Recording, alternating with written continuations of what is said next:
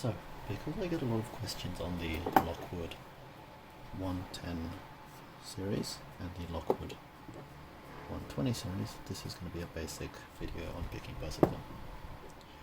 So these two locks are both pinned up with 5 pins. They typically have 4 spools and are pretty much the same lock with one exception.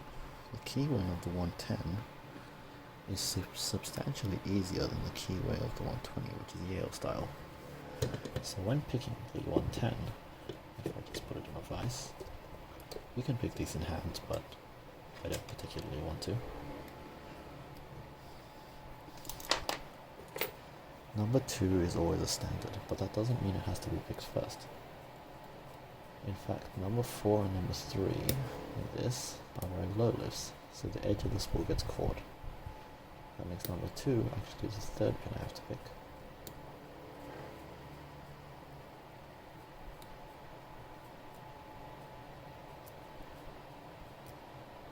So at first I'm kind of just looking for a binder until I get that full set just then.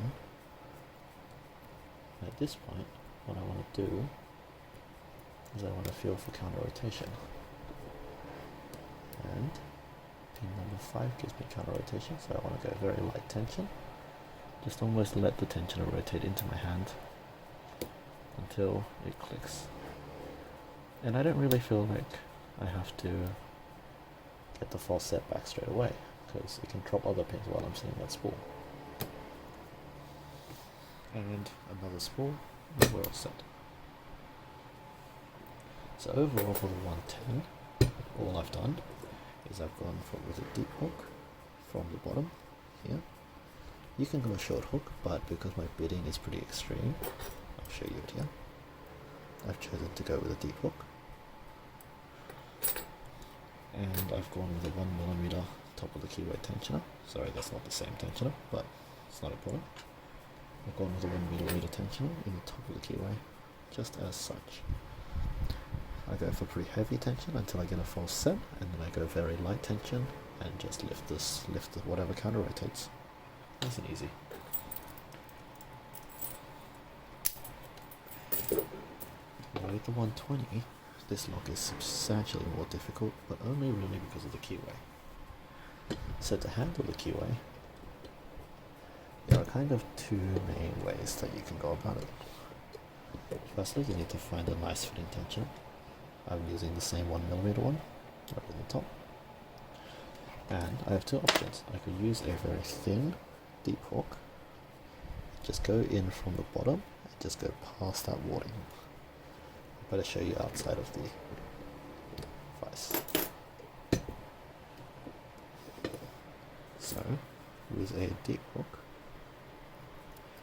you can go right in here, just go right past that warding.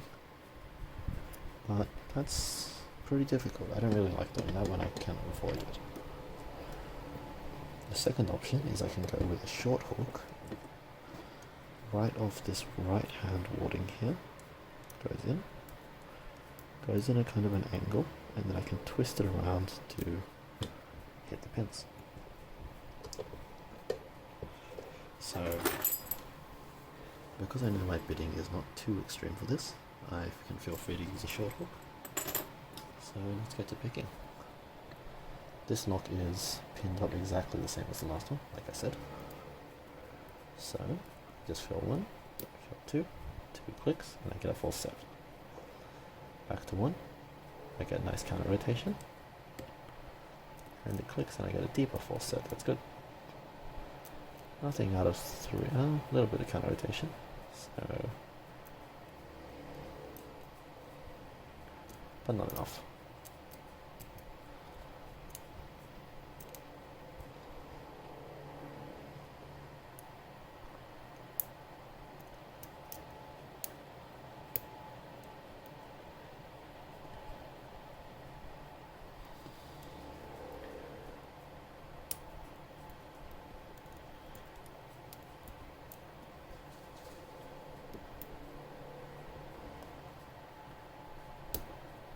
So I've just picked number 3, and I got a deeper cuff full set.